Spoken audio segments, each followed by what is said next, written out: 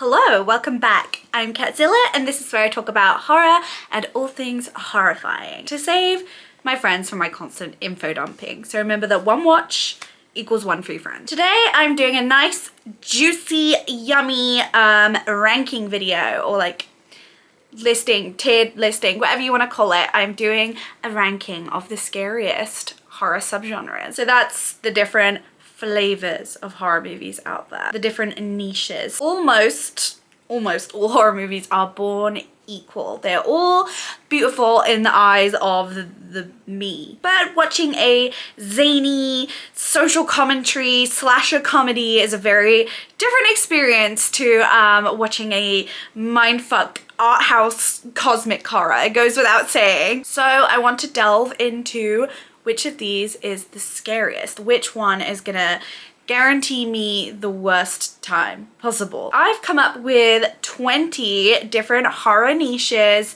and for each one I'm gonna go super niche. I'm gonna throw in some like subgenres within the subgenres just to get super quirky and esoteric on you all. Each horror subgenre of course contains multitudes, so I want to give you a nice full picture of each, like what each one is really about. For that reason, I'm going to be splitting this video into two, gonna make a little series out of it. So 9 subgenres in this video and then 10 in the grand finale. Also, I love horror books a lot. I read loads and loads of them. And if you cared about me or loved me even a little tiny bit, you would go watch my flop book review videos. I made a little playlist and everything, like. However, this video and the next one will mostly just keep it to horror movies, just purely for like fairness of judging them all against each other, because books and movies, very different mediums, very different levels of spooks. So let's get into it.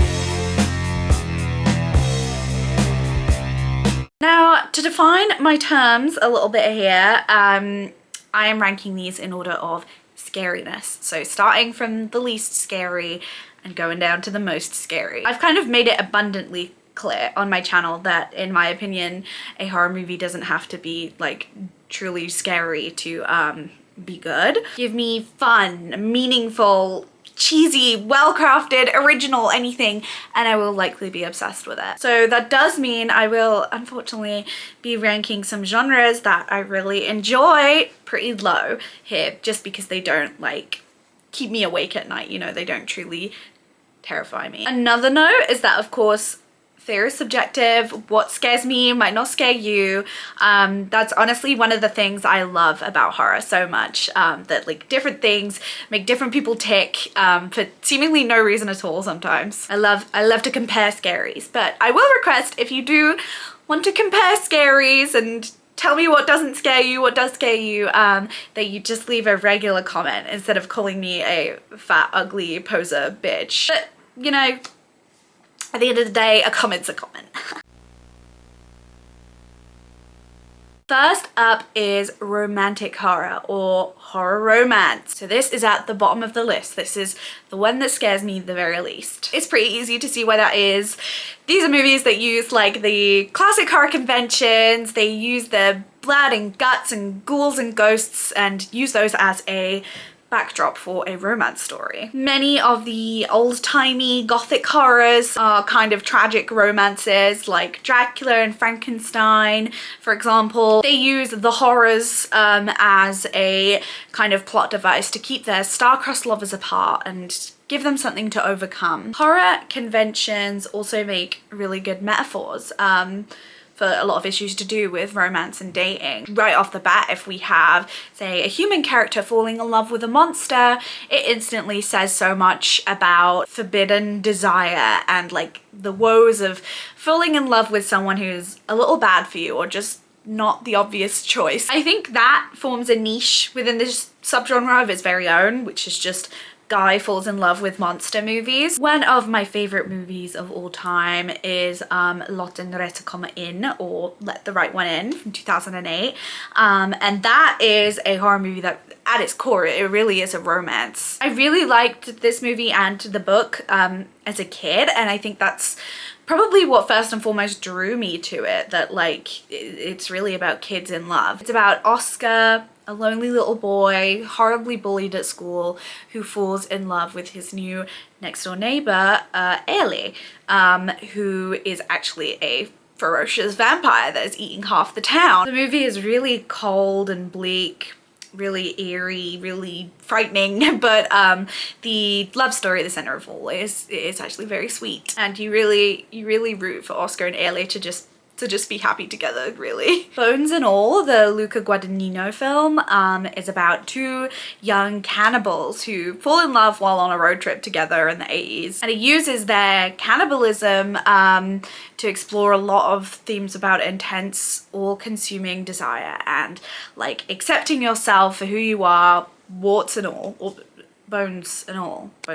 People are really into like cannibalism as a love metaphor these days, so I expect we're going to see a lot more romantic horror movies in that kind of vein going forward. The 2022 Interview with the Vampire series, and I definitely series, not movie or book, just because the romance is a lot more explicit in the series, but that is Louis Dupont du Lac's entire life or death story about becoming a vampire in New Orleans in the early 1900s, and how he's just kind of, you know, been vamping out over the years. But the kind of through line to it all, what it all comes back to, is his tumultuous and passionate romance with the bitch who bit him, the vampire Lestat. It is a classic vampire story in just every other way. It's amazing, and you should definitely go stream. And I think those elements really complement it so well. They prop up the love story so well and make it so much more powerful. I haven't seen the movie Together yet. It hasn't come out here just yet, but I will have seen it probably by the time this goes up, so future me's thoughts here. But I'm super excited for that, and from what I can see, it's about super clingy, codependent relationships through like a body horror lens. It uses body horror to talk about those things. I don't know that that will be super heavy on the romance. If anything, I get the immediate vibe that the couple are completely fucking doomed, but it still toys with the genre in that same way. It's I know it's being marketed a lot at the moment as like the perfect date night movie. Not all movies I would call romantic horror though all have happy endings. It's not always a given. Like, for example, Fresh 2022 totally markets itself as like a quirked up Disney Plus rom-com, but then veers totally left when the dashing romantic interest is revealed to be planning on harvesting the leading lady's body parts and selling them off to wealthy cannibals rather than just court her. The other niche of romantic horror is pretty much just romance movies with like very light spooky stirrings going on in the background. For example, Twilight. Absolutely nothing against Twilight. I was so heavily fucking sat for those movies in middle school, but I do think it would be a stretch to call them horror movies. Even though it centers on a girl who falls in love with a vampire and like kind of almost falls in love with a werewolf, this really is just straight romance. Lots of 2010s TV shows were kind of riding that wave, like Teen Wolf and The Vampire Diaries, where it's just kind of your average teen romance but with some spooky beasts skulking around, added for extra oomph. I don't have too much to say about that stuff as I don't tend to consume it, but yeah, it's pretty much romance with a hint of Halloween. As I said, I'm not really scared by romantic horror movies at all. It's fun, it's cute, and it has its place, but it's not totally my bag. And yeah, they never really get under my skin per se. Or if they do, it's definitely not their romantic horror parts that really get me. I am personally not scared of discovering like my girlfriend is a vampire or something, because quite frankly, I'd be delighted.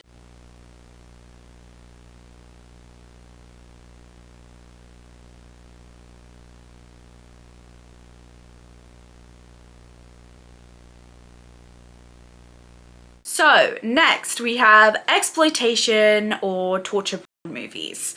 Before you think I am so quirky and different for ranking this so low, please hear me out. I do have genuine reasons for this. Exploitation horror movies, or torture porn as they're more sensationally referred to as, are all about making the viewer as violently uncomfortable and disgusted as possible by any means necessary. They're all about like really pushing the boundaries on what is considered okay for films to touch on or films to show. You know, they are super controversial specifically, so it's not just that it's just gore. That is an important distinction to make. These films really try and dive to the deepest depths of depravity. They focus on extreme torture and abuse, child abuse, animal abuse, incest, all the darkest, edgiest shit you can possibly think of is what they're all about. One exploitation horror niche we see is, as I mentioned, torture. It's just characters getting unrelentingly severely hurt for the whole runtime, and that's really kind of the be all and end all of the plot. The Human Centipede movies kind of rule this niche. The first one is about a German surgeon who kidnaps 3 wandering tourists nearby and surgically transforms them into a human centipede, sews them all together. He is renowned in his normal surgery for separating conjoined twins very well, but his true desire is conjoining non-conjoined non-twins together. So yeah, he surgically attaches his victims' mouths to each other's butts and damages the ligaments in their knees so that they forever have to crawl around like a centipede. The other movies are essentially the exact same, but with like different characters and different environments thrown in. And also the centipede does gradually increase in size each time. Obviously lots and lots of gratuitous focus on the centipedes' intense suffering, like the pain and the infections that they get from their wounds, and they're having to eat each other's shit. Eli Roth's Hostel, and again all subsequent Hostels, are about two guys backpacking in Slovakia, and where they are taken in by torture guys. Really don't know how to describe it other than that. It's a kind of ring where super rich people can brutally torture other people to their heart's desire. There's almost every kind of extreme suffering in store for the backpackers. Fingers being sawed off, holes drilled into the body, blow torching to the face, no holds barred. Cannibal Holocaust 1980 is an extremely famous example of torture exploitation. This movie caused such huge debates worldwide about what is too far for a horror movie to go, what is too much to be shown. It's meant to be recovered footage of a since disappeared film crew who were out in the Amazon rainforest making a documentary about indigenous tribes, namely tribes who engage in cannibalism. And that was already a big part of what made this movie so infamous, because people really thought that that was true. They really thought that this was real footage they were watching of people who had died. The audiences of 1980 were not smart. We see the atrocities they suffered at the hands of the Yanomamo people, including beheadings, castration, gang rape, the full works. Many animals are killed in nasty ways: pigs, monkeys, turtles, snakes, and horrifically the animals you see dying on screen are actually dying in real life. They straight up just killed a bunch of innocent creatures for this movie. You can obviously see straight away how this movie is fucking racist.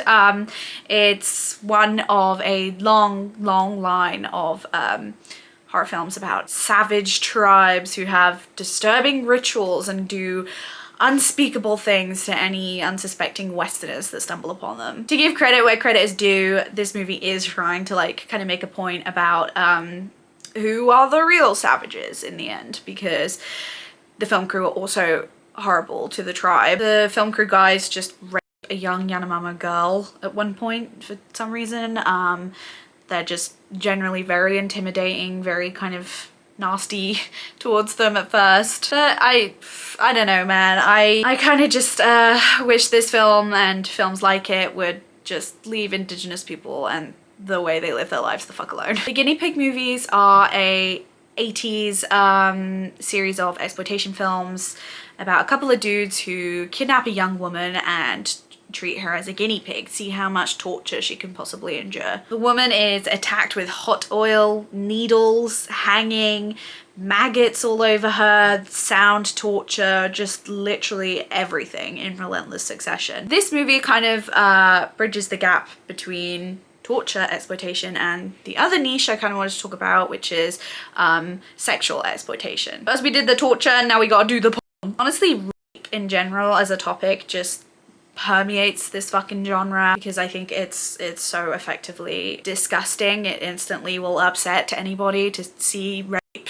But some films just have their sights set entirely on that. That's what they're all about. Like the infamous Serbian film, for example, about a retired porn star trying to break back into the business and ending up forced to do a pedophile snuff film. Lots of violence, sexual violence towards children specifically in that movie. Lars von Trier's Antichrist follows a couple staying in like a secluded cabin while both going kind of crazy with grief over their recently dead son. Their son actually died by falling out of a window when they were distracted by shagging.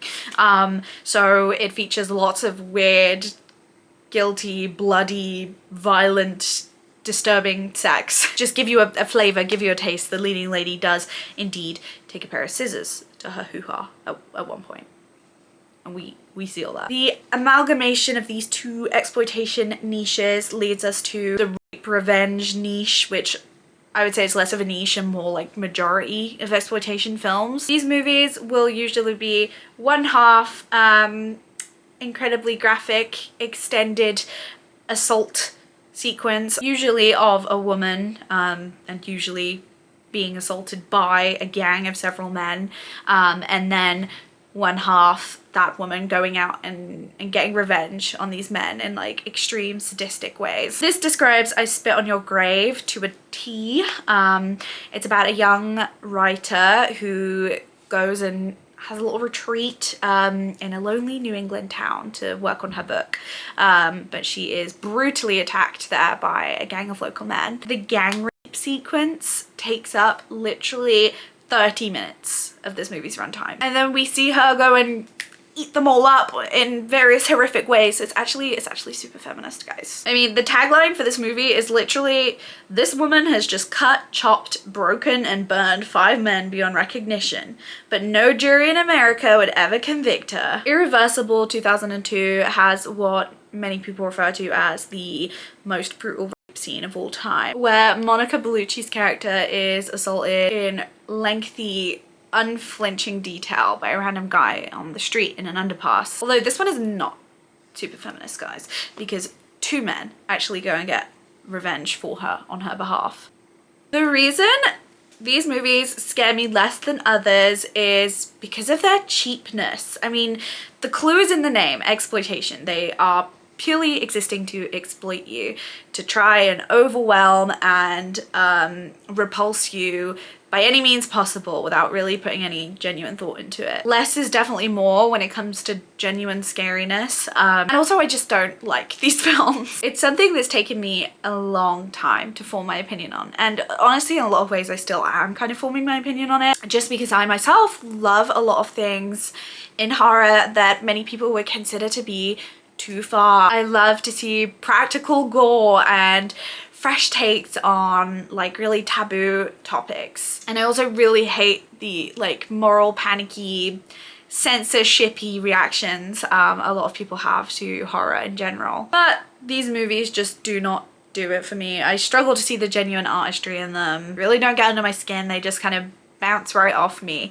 And I feel like it's very easy to see when a director's intentions are not good. Like, as a woman, I just really don't care to see like a 20-minute rape scene where it's very obvious that the director was whacking off behind the camera the entire time. I just don't care about that. The next subgenre I have ranked is Mondo, and this is the only non-fiction subgenre I have on this list because I think it's the only non-fiction films that can really be called horror. Mondo films or shockumentaries are basically extreme documentaries. So they focus on documenting the most depraved, most taboo, most finger on the pulse controversial topics they possibly can. You know, there are plenty of Mondo films out there that contain actual snuff, just footage of people dying for real, which obviously raises a lot of issues of like, dude, why are you just filming this? Why are you not doing something? Alas, another thing about Mondo films is that they are notoriously fake, historically very exaggerated, manipulated just to be as sensational and freaky as possible. They're very much the big brother of exploitation movies. The name Mondo comes from the film Mondo Cane, 1962, meaning a dog's world in Italian, and that was the first real shockumentary. It's basically just a slideshow of several different clips of perceivedly fucked up things happening around the world to make the point that it's a dog's world out there, baby. Plenty of said clips were, of course, faked in some way, and several of them also focus on lesser known, non-Western, exotic cultural practices. When in doubt, just be fucking racist, I guess. That is legitimately so many of these Mondo films' whole deal. For example, Africa, Blood and Guts, Brutes and Savages, Africa Uncensored. Because of Mondo Cane and this fast-forming genre that had people talking, the word Mondo is featured in lots and lots of these movies' titles. Lee Frost's Mondo Bizarro is almost exactly the same as Mondo Cane, just more fucked up, gross out clips edited together. Mondo Hollywood, which focuses specifically on the seedy underbelly of Hollywood and does apparently feature some Manson family members. There's Mondo Topless, 1966, which, yep, it's about topless women. Another landmark in Mondo is the Faces of Death movies, starting in 1978, and they kind of act as like a prehistoric live leak. They are all just sequences of clips of people dying in various fucked up ways. It apparently aimed to kind of examine death in a neutral, almost scientific kind of way, to remove stigma from it and actually make it less scary, but that is very obviously not true because again, loads of stuff in this was found to be faked, orchestrated in some way. This too then inspired a bunch of wannabes like Traces of Death, 1993, the exact same, and Faces of Gore, 1999, which promises only the best and bloodiest corpses killed within the past 10 years. There was an attempt at one point to kind of class these movies up a bit by like attaching big names to them. So for example, Days of Fury, 1980, that shows disasters around the world and like looks into whether we are living in end times. That has horror icon Vincent Price hosting. Even earlier we have Mondo Balordo, or A Fool's World, 1964. That's presented by Boris Karloff, star of many Golden Age horror movies. Again, I have not scored this low to be an edgelord. I am just not in the market for watching snuff or like corny faux snuff either. I think it's just cheap. There is a huge difference to me between fear and repulsion. You know, show me endless clips of people and animals dying in painful, horrible ways, and like, of course I'm gonna be repulsed, but I'm not gonna like go to bed with the lights on, you know? I'm just gonna go dissociate for a while. It's a little higher than exploitation movies, just because it is real. So, well, sometimes real, which just gives me fear for humanity, I guess. I also just hate almost everything about how these movies are made. I am really just not about them, so third from the bottom you go. Next up is comedy horror, and it pains me to not have this up the top because I love comedy horror. It's all about blending these two seemingly opposing vibes, lighthearted and funny and dark and disturbing, into an unlikely dream team. When it's done well, it really taps into that feeling of being so spooked and bemused that all you can do is laugh, and it plays with the inherent high camp and surrealism of classic horror conventions. The horror comedy niche we see a lot is like blood and guts, splatter comedy films that are all out bloodbaths where people are getting chopped up and exploded everywhere, but it's very much played for laughs. Evil Dead 2 owns this niche. It sees Ash Williams and co battling off ancient Kandarian demons with a real penchant for spurting blood and severing limbs and eyeballs and stuff. The original Evil Dead takes the exact same concept, and there's still a lot of humor in it, but it plays it all much more straight, more traditional horror. Whereas Evil Dead 2, it comes at it from a much more slapstick, campy, silly angle. It's awesome. It's so fun. Brain Dead 1992 is quite similar, but even bloodier. Many people consider this to be literally the bloodiest movie ever made. It's got the archetypal plot of a zombie-esque kind of virus running through a town, or in particular running through this one big fancy house party. But again, it's played as silly and outlandish as possible. All the zombie battles are basically just banana peel, Laurel and Hardy type comedy bits with some entrails and bodily goo added in. The Toxic Avenger 1984 is so insanely ridiculous. It plays like a low budget porno for pretty much all of its runtime. As most trauma films do. That's the entertainment company that made it. It's about a total wimp who falls into a vat of toxic waste and becomes this like giant super strong monster. Only he uses his super strong monsteriness for good and becomes a kind of vigilante. The Toxic Avenger. That concept alone is super silly and played as such, but like so are the Avengers kills on the various bad guys he comes across. They're all really goofy. I watched this movie with my girlfriend at like 1 a.m. one time, and we were both so sad. This is essentially Trauma Films brand. Unlikely guy transforms into scary thing and gory hilarity ensues. For example, Redneck Zombies, where a bunch of dirt farmers drink toxic waste and become zombies, or Rabid Grannies, where two old ladies are demonically possessed and start eating their family. A different flavor of comedy horror that we see a lot nowadays is the kind of meta stuff where it's like it's all about deconstructing the horror genre and poking fun at it a little bit. That's where the comedy comes from. Like Scream 1996 was a huge forerunner for this. The funny elements are subtler, but the whole thing is like lightheartedly making fun of those classic slasher tropes and slashers films of the 70s and 80s. They're all the same. Some stupid killer stalking some big-breasted girl who can't act, who's always running up the stairs when she should be going out the front door. For example, the final girl always having to be a virgin, or characters always immediately dying the second they say, "I'll be right back." I'll be right back. This stuff really goes like two ways for me. Sometimes you can see it's approached with so much love and so much knowledge for the genre, and other times it just feels kind of sacrilegious. It feels like the point has been totally missed and the creator doesn't even really like horror, or the points they're making are just completely redundant. Modern slasher comedies in general just tend to do not much for me, like Totally Killer, for example. It is all about parodying 80s mask killer movies very directly.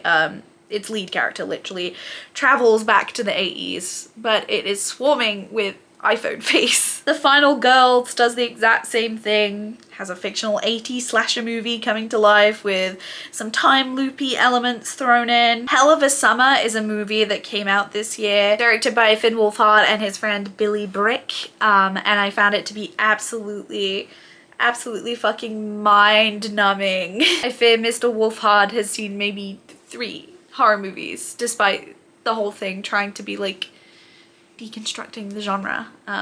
God, yeah, it's bad. There is also a kind of niche of horror comedy movies that propose like, what if classic horror, horrifying situations, but technology, but Gen Z. Like Bodies, Bodies, Bodies 2022 is a murder mystery movie at its core, but the characters are a bunch of spoilt, chronically online Gen Z girlies playing a murder in the dark game gone wrong. Movies like Megan, about a kid's toy robot that becomes evil, and Companion, about a sex robot that becomes self-aware, and also just an absolute tidal wave of recent like AI themed horror movies. They all use like horror comedy to kind of marvel at the absurdity of artificial intelligence becoming a part of our everyday lives. Some horror comedies that aim to like dissect the genre I do really like for example movies that Diablo Cody has written, Jennifer's Body and Lisa Frankenstein. They take classic gothic stories and body horror tropes and like teenage girlify them in a way that I really adore. Teenage girls really are the superior horror protagonist because, well, the hell is a teenage girl? Spontaneous 2020 was also great. It has a virus that makes people's heads explode at random, Scanners style, but sets that against kind of like a coming of age quirky teen comedy. That's also kind of a rom-com now that I think about it. Humanist Vampire Seeking Consenting Suicidal Person is a French horror comedy that has lots of fun with vampire mythology and again follows a teenage girl vampire who is she's kind of like a little vampy vegan. She is morally opposed to draining people's blood despite needing to, and so has mostly survived her whole life on these little blood Capri Sun pouches. Probably the most beloved comedy horror niche is like the family friendly, cozy Halloween comedy horror, and although I do not like Tim Burton as a person, he does like own this niche. Like Beetlejuice is a movie about a family that moves into a haunted house where we see the ghosts, with the help of pesky demon Beetlejuice, doing everything within their power to scare them away. At no point do you feel like anyone's actually in any real danger though. It's all very whimsical and cozy feeling. Kids absolutely love this movie. I went to see the sequel when it came out. Bad, but our cinema was like all kids. Edward Scissorhands is another one about this humanoid creature boy with scissors for hands, assimilating into a normal suburban family. Death Becomes Her follows two bickering rivals who take a potion that stops aging and death but does not stop bodily harm, so it sees the two of them walking around with broken backwards necks and holes in their stomachs. Fright Night is an absolute banger. I adore this silly movie. It's about a teenage boy who suspects his next door neighbor is a vampire. As I said, I love the comedy horror subgenre in general. I think there's so much good juice to be squeezed out of it when done so by good hands, but by its nature it is not usually very scary. It can have scary parts, of course, and it can be thought-provoking, visually striking, tense, all of that, but yeah, as far as horror movies go, they're usually not the scariest. Spot 16 goes to survival horror, and that is a term that is usually ascribed to horror video games, but as I said, we're in movie territory here. These are movies about people in horrific situations, usually the same horrific situation for the entirety of the story, trying against some very, very severe odds to survive. So the hook of watching these films is kind of like to see whether the characters will make it. I'd say survival horror movies fall into one of three niches. The first one being the first one that always comes to mind when I think of survival horror: man versus environment. This is where characters are stuck with no access to outside help, somewhere they absolutely should not be and will die if they don't quickly get out of. Frozen 2010, for example, has three friends stuck on a ski lift while the ski resort is closed for the holidays. All they have is this tiny little bench hundreds of feet up in the air, and the empty resort and a forest full of wolves beneath them.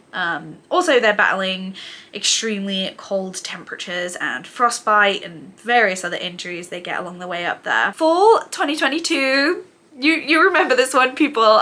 It's about two thrill-seeking girls who climb to the top of a 2,000-foot television tower, only for their ladder to break once they get up there, and so they have to figure out an alternative route back to the ground. I'm really scared of heights, so this made me feel fucking nauseous as fuck. And it's like kind of just a very fun, like screaming at the screen watch. TikTok like that movie a lot as well. One of my favorite books is Stephen King's Gerald's Game, and the 2017 Mike Flanagan movie also is not too bad either. It's about a woman, Jessie, who is handcuffed to her bed while having freaky sex with her husband when said husband suddenly dies of a heart attack. Jessie has to find a way to free herself from the bedpost, or at least survive long enough for someone to come help.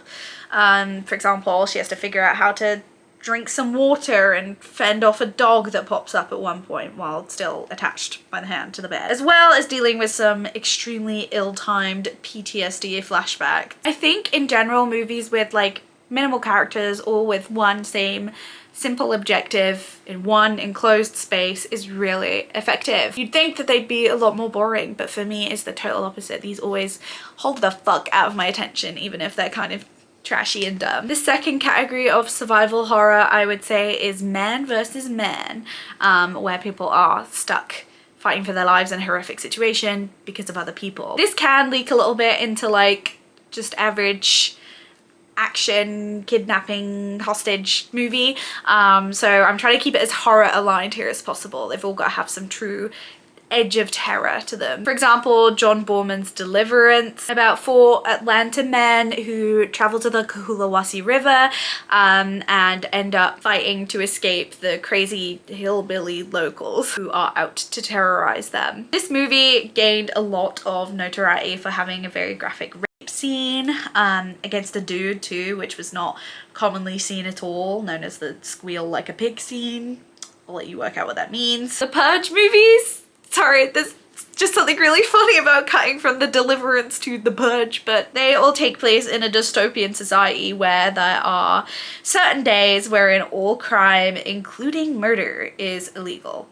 Legal, sorry, it's allowed. And so we usually follow families trying to indeed not get murdered during said purge. Green Room 2015 is a very tense, very nasty little movie about a band who accidentally book a gig at a Nazi punk bar and they witness a murder there. And so they have to survive a slew of angry neo-Nazi skinheads who want to kill all witnesses, remove all the evidence while hiding out in a green room. A movie I have not seen but certainly intend to and have like osmosis a lot about is Eden Lake 2008. I have actually since watched this and it was fine. It was very fine, but it was stressful. About a couple holidaying in the British countryside but getting stalked and royally fucked with by a gang of local teen hooligans and having to get free from them. I've heard this movie is absolutely relentless on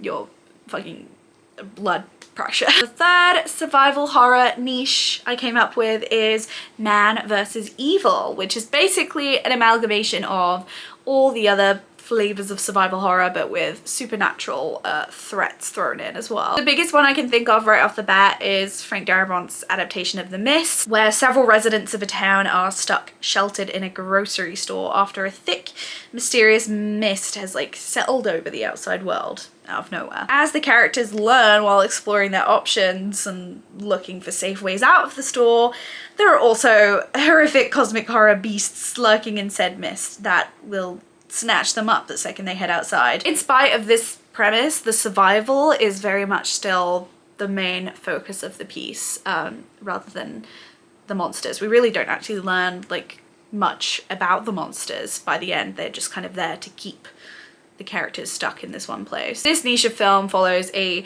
very similar structure every time, and I do eat it up every time. For example, The Descent 2005 proposes, what if you got trapped underground in the cave you were exploring? And also there were horrible little beasts in there too. And As Above, So Below 2014 proposes, what if you got trapped underground in the Paris catacombs? And also there were horrible little beasts in there too. Yeah, this subgenre does mark the point where I start to get genuinely just a little creeped. They're not always the most original movies. In fact, they are heavily regimented. They always kind of have that same formula, but they successfully managed to make me feel a decent bit of dread, and like I find it very easy to put myself in the characters' horrible shoes. Surprise! Hello, I'm green now! I filmed this in 2 parts because my back was hurting and forgot that I would greenificate in that time. So the next up is animal horror, or maybe more specifically animal attack horror. This is such a funny horror subgenre to me. It just really really brings a little giggle to my lips. It's horror movies where basically the main villains, the main source of the scares, are animals, usually infected with rabies or some similar rage-inducing thing. Stephen King's Cujo is kind of the king of this horror niche, and the truth is I always struggle to be scared of that movie, to find, even though like it is pretty scary and pretty heartbreaking, I find it very hard to feel those things, because the whole time I am just seeing the silly little dog actors, or the guy in dog suit actors, and thinking, good old Cooge. It has a mum and her baby son trapped in a car with the rabid Saint Bernard Cujo absolutely fucking tweaking outside. A classic animal horror setup. Cocaine Bear is a movie that came out in 2023. It has a massive black bear ingest a shit ton of cocaine and basically just go on a rampage, mauling everyone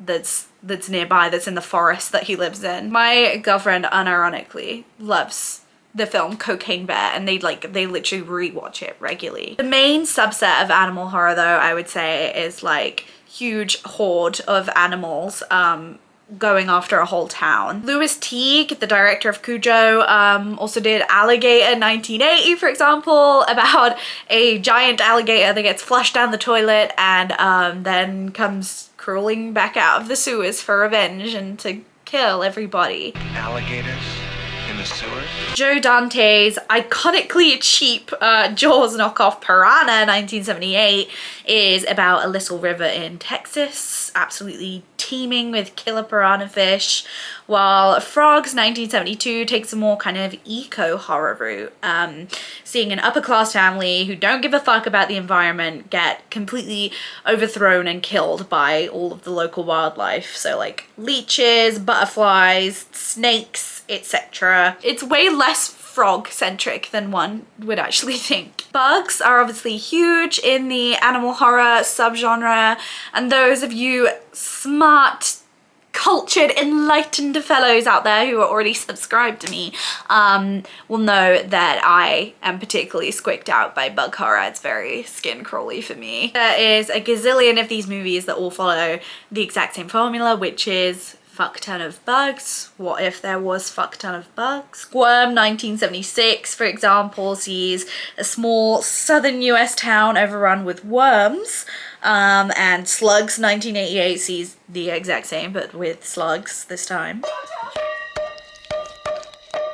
The Swarm 1978 has a swarm of angry bees just rampaging their way through the United States. I don't really know what niche this would fall under per se, but I am such a huge fan of the movie The Uncanny what the fuck is going on? Yeah, I absolutely love the British horror movie The Uncanny 1977, which is like an anthology movie where all the segments are about cats. The whole film basically saying that cats are supernatural beings calling the shots on us humans.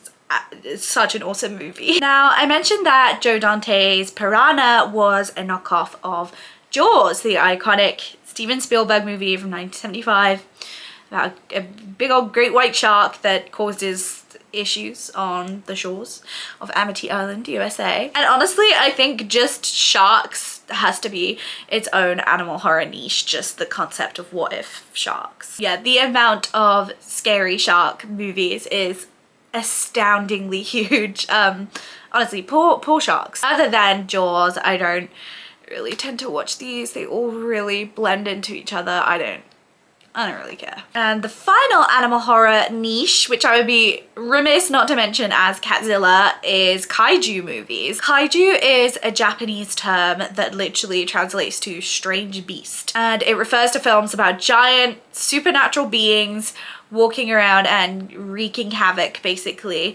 And this was like a trope that was very popular in 1950s Japanese movies. There were movies like this being made before that though, all over the place, just without that terminology being applied to it. Like, for example, the seminal King Kong, the 1933 movie about a giant prehistoric ape who falls in love with a human woman. We have Godzilla, 1954, a colossal dinosaur that gets souped up by nuclear radiation. It's said to be a metaphor for the threat of nuclear weapons, with the devastating Hiroshima and Nagasaki atomic bombings having happened not even 10 years prior to this. Needless to say, Godzilla's impact is just as big as him. There's been almost 40 movies about this guy made now, as well as a whole slew of games and comic books and horror YouTube channels and stuff. Rodan, 1956 is another iconic kaiju movie about like a dinosaur adjacent huge flying reptile bird that emerges from mines on the island of Kyushu. Mothra, 1961 has a giant moth who inhabits, once again, an island riddled with nuclear radiation. Gamera the Giant Monster, 1965 is about a giant turtle awoken by an atomic bomb. Yeah, you get the drill. Kaiju movies are a whole lot of fun and are very important to the genre. Although, as I said, these films generally do tend to give me a little chuckle, if anything. The Bug movies specifically do actually make me genuinely very uncomfortable. The smidge of like realism in these movies gives them a really harrowing quality. In real life, I'm hopefully never going to be stung by a pelt of 1,000 bees, Animal Crossing style, or eaten by a shark. But stuff like bug infestations at home or getting lashed out at by a powerful animal, those are very real and they do happen. And that makes me super anxious to think about. Next up is slasher. These are horror movies where the main conflict sources from a killer or a group of killers sometimes, stalking and picking off the characters of the movie one by one, usually using like a slay little trademark weapon to do so. I'll put it out there right now, I am not the biggest slasher enjoyer. I'm certainly not a hater, but I'm not the biggest enjoyer. However, I will say the genre would be toast without these guys. Horror like depends on these guys. It's built off these guys' backs. Franchises like Halloween about the supernatural masked killer Michael Myers who kills people on Halloween and his never-ending beef with Laurie Strode, and Friday the 13th about other supernatural masked killer Jason Voorhees back for revenge after having drowned at summer camp. These are so responsible for horror having the popularity that it does today and like have amassed so many lifelong fans from it. They're also so easy to make a gazillion installments of because same guy killing new people in new ways brings forth endless opportunities for new plots. I really enjoy Slumber Party Massacre, about teenage girls at a sleepover getting stalked by a literal driller killer, and The House on Sorority Row I love. That one's about sorority sisters with a dark secret all being killed off. They were both released in 1982. I think I just enjoy that those are about the ladies. No, I think slasher in general works so well with like big young female friend groups, because that shit generally is quite paranoia inducing and backstabby when you're a teenager. It was crazy out there. I also am more drawn to slasher movies where we get to spend a little bit more one-on-one up close and personal time with our killer and get to really like explore their dysfunctionality. For example, Psycho, 1960, and one of my all-time favorite movies, Butcher Baker Nightmare Maker, 1981. Please go watch it. It's the best and it's free on Tubi. It's about a teenage boy whose sole guardian is his unhinged, incestuous, murderous aunt. It is the definition of high camp and has such interesting things to say about motherhood and queerness as well. Subverts so many of the usual rigid slasher tropes. Another excellent niche of slasher are movies where the killer or killers are not human beings. They're kind of like an object or something else. Like, for example, one of the greatest movies ever made, John Carpenter's Christine, 1983. Do you guys know I like this movie? It has its leading man Arnie in a toxic relationship with his 58 Plymouth Fury, Christine, an evil, sentient, sexy car. You wanna watch what you call my car? It's real sensitive. Who starts running down everyone who wrongs Arnie or keeps the two of them apart. Something about the classic slasher chase scene, but where the victim is being pursued by a burning bright pair of car headlights on a lonely road instead of some knife-wielding bloke is fantastic and so creepy. Chopping Mall 1986's slashers are a group of mall security robots. Don't even ask. They start lasering down a bunch of no-good teens who tried to sneak into the mall overnight. I don't want to talk about Stephen King's directorial debut and directorial finale as well, Maximum Overdrive 1986, where all technology comes to life and starts trying to wipe out humanity and various goofy AC/DC soundtracked gags. But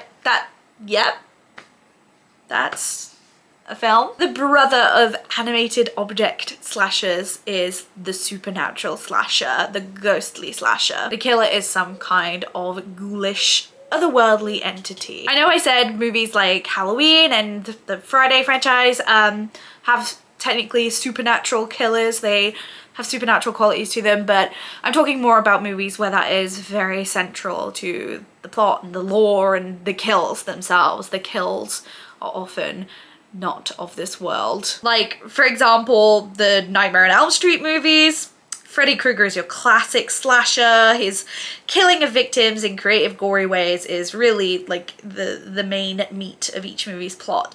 But he can only get you in your dreams, so you must try not to fall asleep to avoid his ass. The Candyman movies have Candyman bumping people off left, right, and center, but he's an urban legend. You can only summon by saying his name 3 times. And then the Chucky movies have the killer is Chucky, the possessed Chucky doll. I find these movies like medium scary. The kills could often look really painful, and like the stalking, hunted scenarios are really scary to imagine myself in. I also know for a fact that I would be dust in any single one of these scenarios because I cannot run for shit. I have no volume control.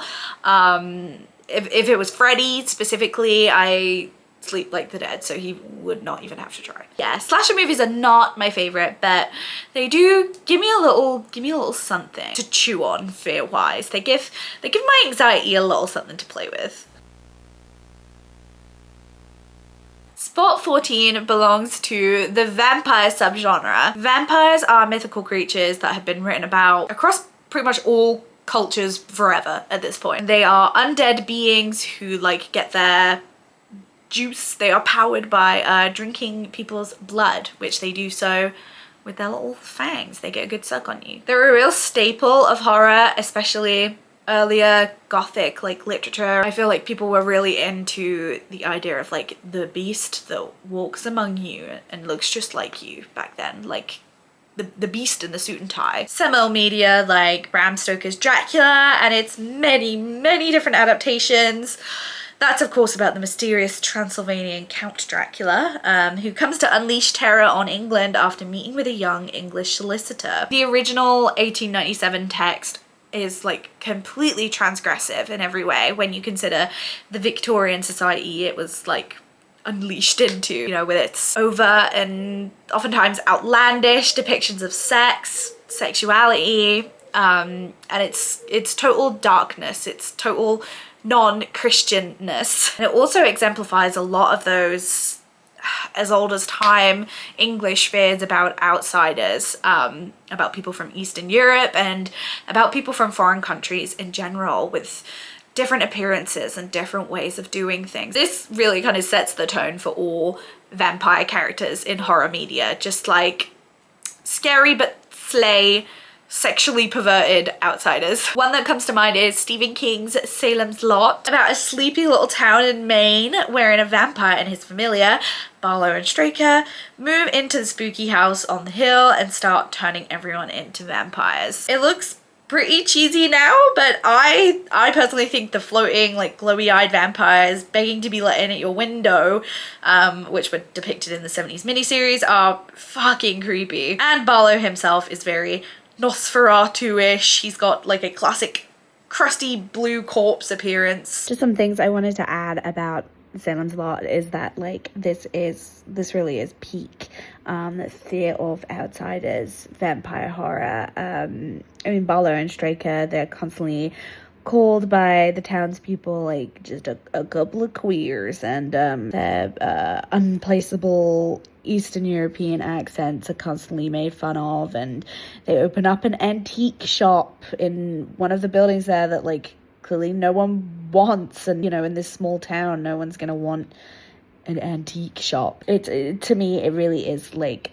Twin Peaks with vampires. That's how I always explain it to people. And also the process of becoming a vampire in Salem's Lot is really scary to me. It's like you just start sleeping for days and days and days without really understanding what's happening. I hate absolutely everything about Gary Doberman's 2024 reboot. I hate that movie. But it does have a pretty good like storybooky sequence of kids getting captured for vampire chowing down purposes. I do like that little bit. That's very classic spooky vampire vibes. Vamp 1986 sees two college boys rock up to a strip club full of vampires. It's very goofy, silly, but very, very good. Let's Scare Jessica to Death is a 1971 movie that's like a kind of different take on the vampire story, where a very nervous and mentally fragile lady, Jessica, lets a drifter stay in her home after having been released from a psychiatric facility. And she immediately starts believing said drifter is a vampire. It really plays with that paranoia, that mistrust of your fellow man that vampire fiction all really boils down to being about. The best and scariest vampire movie I have seen in freaking donkey's years just came out this year. It's Ryan Coogler's Sinners. That is a fantastic take on vampires, and it manages to be scary in a way that like a lot of vampire movies really struggle to be for me. It's about two twin brothers returning to their Mississippi hometown and opening a juke joint for them and their friends, only for it to be hijacked by a vampire cook from Skins. It turns into a fight for survival, and it is so exciting, so exhilarating, brilliant. All the characters are amazing. Please go watch it. It's truly something you have to freaking see. There is a different niche we see in vampire media where it's not like, it doesn't really focus on the humans like being afraid of vampires and trying to escape from them with their lives, but rather we just get to kind of hang out with the vampires and like marvel at their daily undead lives. The Hunger 1983 is a great little model of this. Just kind of follows a bunch of New York City vampires just being hot and sucking and fucking. Ganja and Hess 1983, that shows an anthropologist vampire who falls in love with a human, but like she's totally cool with it, and she also wants to be a vampire with him, so it's good times. I already mentioned Interview with a Vampire, but it really is the CEO of just the just hanging out with the vampires niche. It's just a wonderfully dark and dramatic look at the vampiric life. We meet covens of vampires like the Théâtre des Vampires, and we witness an almost happy little vampire family. Vampire movies are such a mixed bag for scariness. Certain takes on them can be really disturbing, really unnerving. The process of turning into a vampire, for example, is something that like is often portrayed really horrifically. I think mainly I just find vampires to be just too cool guys, you know? It's hard to truly fear them because like I know for a fact that if one of them tried to bite me and convert me in real life, I'd be like, let's fucking go! Spot unlucky 13 goes to Werewolves. And although this is coming in at 13, I love werewolf movies. I love a creature feature. They are my favorite creature, and if I was a monster, I would 100% be one of these guys, just if you're wondering. Werewolves are obviously human guys who turn into wolf guys when the full moon hits them, usually after having been bit by a werewolf, another werewolf themselves, and having inherited this curse. Similarly to vampire movies, these narratives can either focus on the wolf himself or the poor innocent victims trying to get away from him. For the latter, we have Wolfen 1981, for example, about an NYC cop trying to solve a bunch of murders, but quickly learning it's certainly no human behind them.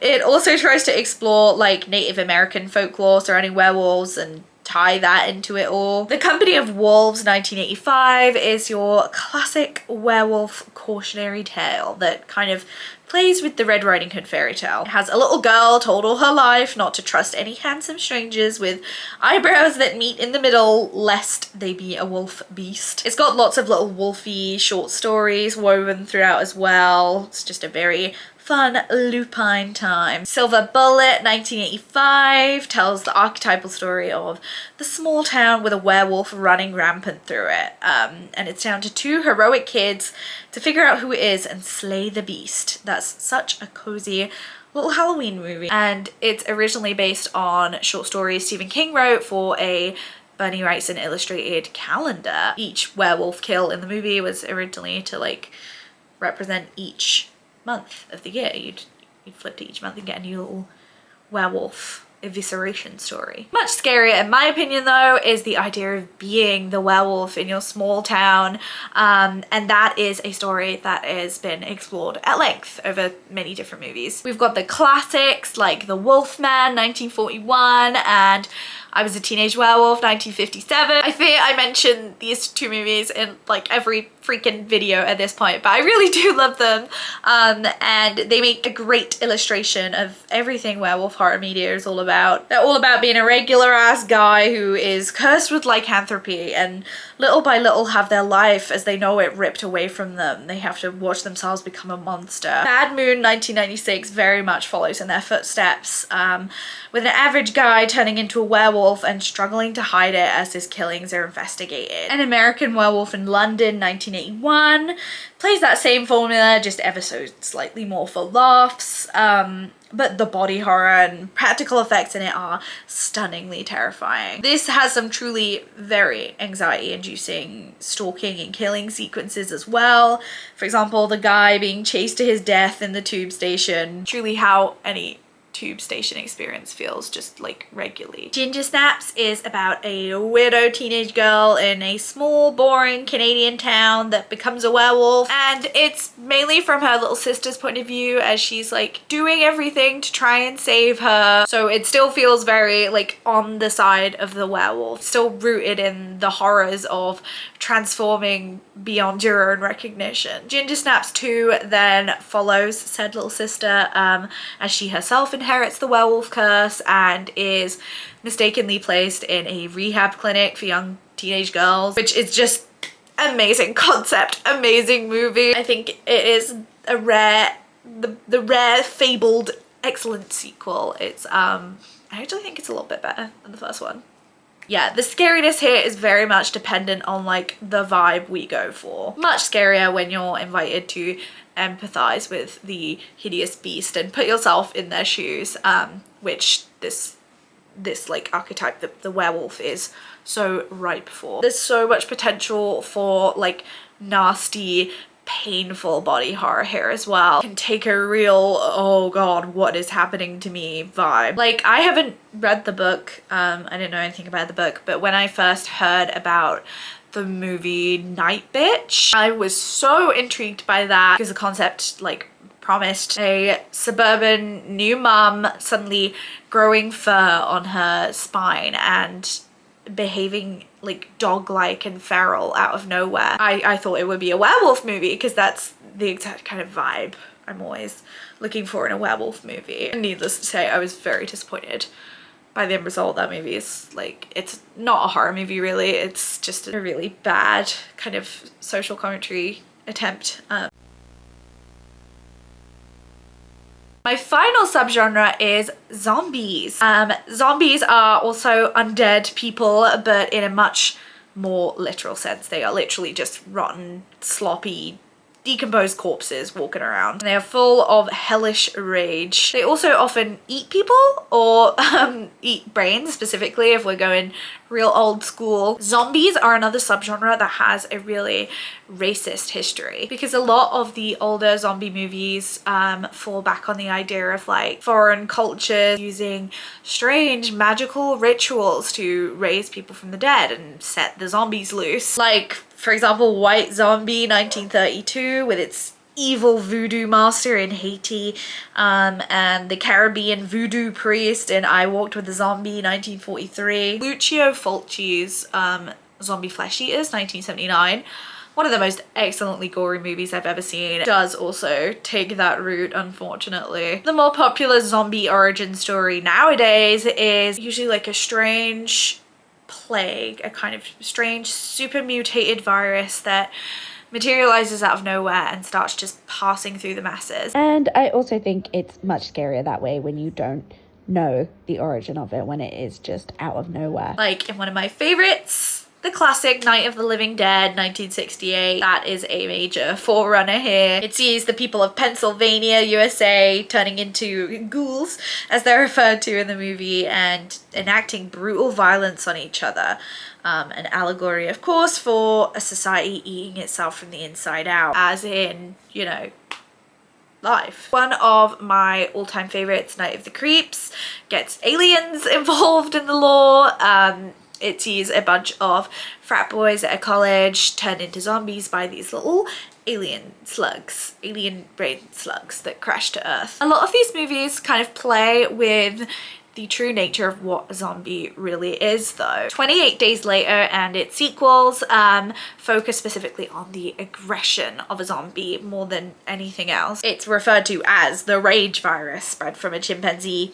And it also really looks at the downfall of society at large beyond like just our small group of characters. It sees how the world just completely goes to shit. The Sadness is a Taiwanese film that's also about a rabies-ish rage type virus that makes people do just the most ridiculously violent and sadistic things to each other. And that also turns their eyes black. Just a fun little zombie quirk. Lots and lots of gore and shocking stuff in that film. That's kind of the film's main gig. David Cronenberg's Rabid is a nice, beautifully batshit take on zombies, in my opinion. It follows a woman who develops this little like vagina stinger thing in her armpit after she has some surgery done, and she uses that to infect people, and they turn quite zombie-ish after that, I would say. All of these films are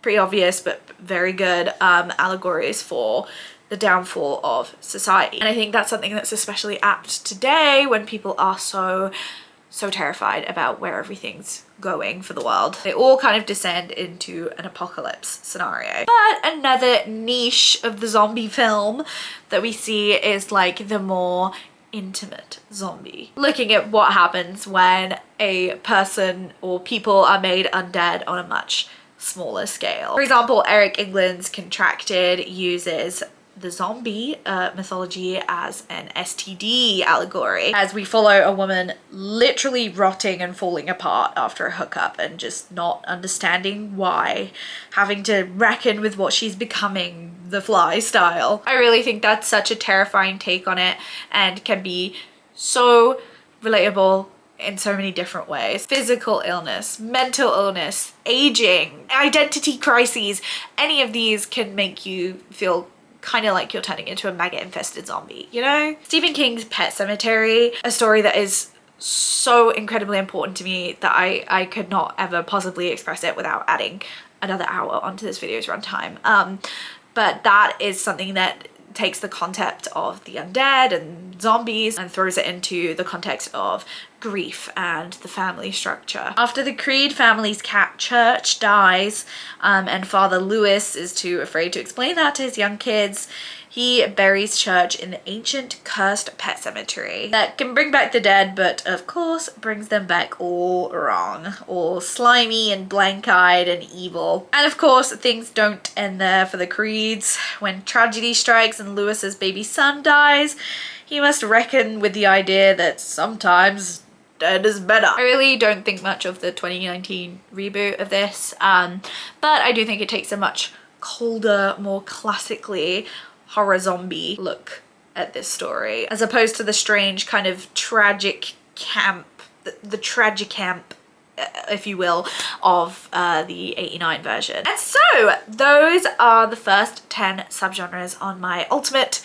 subgenres of fear ranking. Stay tuned for for the next 10. We will be getting down to the nitty gritty stuff that really does give me those big frights. Thank you for watching this, and in the meantime, what movies have you been watching? What shows? What spooky things? I have seen Zach Cregger's Weapons, I think twice in the last week. I've gone to the cinema twice for it, and it's growing on me more and more every time. Well, it grew on me more the second time I saw it, and I loved it both times, but like the more I sit with it, I'm like, banger, absolute cinema. Did it live up to you guys' expectations too, or not? Let me know. I love to get into it. Book-wise, I am currently reading Heart-Shaped Box by Joe Hill, and I must say, I'm kind of struggling a lot with it. I heard nothing but praise for this book, so I'm kind of surprised by how much of a slog it is for me, but I'm nearly done. I am absolutely not a quitter, so I'm gonna persevere, and I will have my thoughts about it in a little while in my latest book video, which you will watch because you care about me. Bye!